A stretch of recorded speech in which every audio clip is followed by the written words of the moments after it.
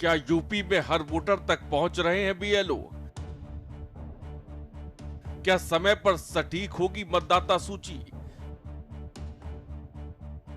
प्रतापगढ़ में तेजी, जौनपुर में क्यों नहीं पहुंच रहे बीएलओ? 4 दिसंबर तक कैसे पूरा होगा विशेष गहन पुनरीक्षण अभियान? फॉर्म 6, 7, 8 को लेकर क्या आ रही है दिक्कत? यूपी में एसआईआर की परीक्षा कैसे होगी पास?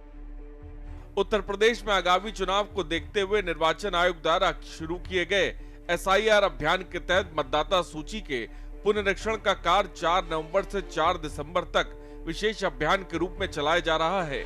इस प्रक्रिया का मुख्य उद्देश्य प्रत्येक योग्य मतदाता का नाम सूची में शामिल करना, अशुद्धियों को मिटाना और मृत स्थानांतरित मतदाताओं के नाम हटाकर सूची को अधिक सटीक बनाना है।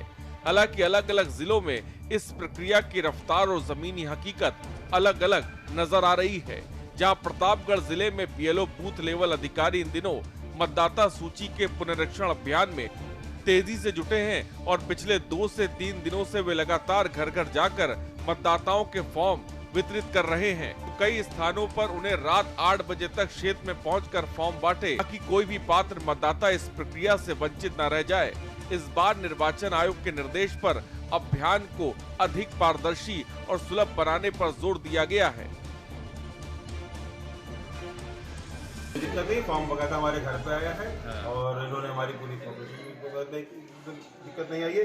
अब डिटेल हमको अपने पिताजी का चाहिए, वो उन्होंने हमको मुहैया करा दी। अच्छा, ये किस वार्ड में है आप? ये हमारा हादीगंज वार्ड है। हादीगंज मगल वार्ड संख्या 70 है। वार्ड संख्या 70 है। ठीक, सब बाकी कोई दिक्कत नहीं है? कहीं कोई तरह दिक्कत नहीं है। एसआईआर फॉर्म एकदम सही चीज हमको मिली।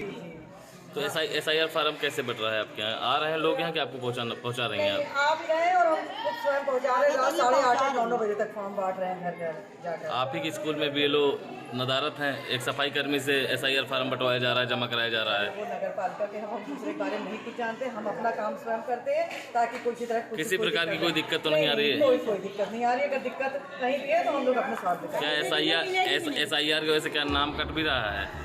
नहीं, अभी तो कोई नाम नहीं। वहीं जौनपुर में फॉर्म 6, 7 को लेकर मतदाताओं में सबसे ज्यादा उलझन है। युवा वोटरों को पता ही नहीं है कि कौन सा फॉर्म कब और क्यों भरना है।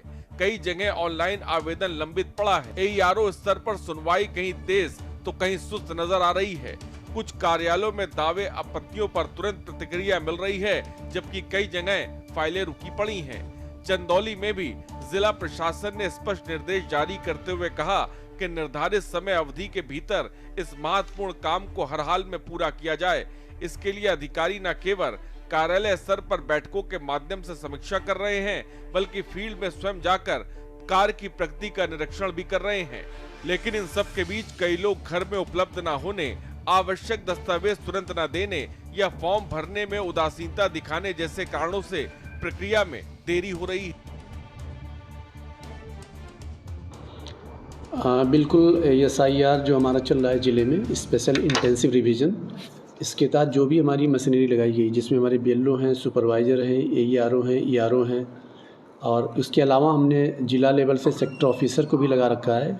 तो वो इंश्योर कर रहे हैं कि हमारा बीएलओ हर घर तक पहुँचे और जो इनुमरेशन फॉर्म है उसको कलेक्ट करके और डिजिटाइजेशन का काम समय पर पूर्ण कराएं। जी, कार्य मतदाता गणना हो रहा है। जो मतदाता लोग हैं उनको हम ये समझा रहे हैं कि मतलब ये गणना हो रहा है, आप लोग हमारी मदद कीजिए फार्म भरने में। और फार्म बताए हैं कि यहाँ देखिए जन्म तिथि लिखना है, यहाँ आधार नंबर लिखना है, यहाँ मोबाइल नंबर लिखना है। और जो औरत लोग हैं उनको कह रहे हैं कि अपने पति का मतलब पिता का नाम लिखिए। एसआईआर प्रक्रिया को लेकर बुलंदशहर में लगभग 2500 बीएलओ की ड्यूटी लगाई गई है, जिसको लेकर बीएलओ के सामने भी परेशानियां हैं। कुछ लोग अपने गांव से बाहर रहने लगे हैं, कुछ लोग मर चुके हैं और कुछ लोगों की शादियां हो चुकी हैं। तो इन सब को देखते हुए बीएलओ को भी परेशानी का सामना करना पड़ रहा है। एसआईआर का फुल फॉर्म है स्पेशल इंटेंसिव रिवीजन, विशेष प्रकार पुनरीक्षण। इसमें हमने जो भी बीएलओज हैं और सुपरवाइजर्स हैं उनको हमने ट्रेनिंग दी है।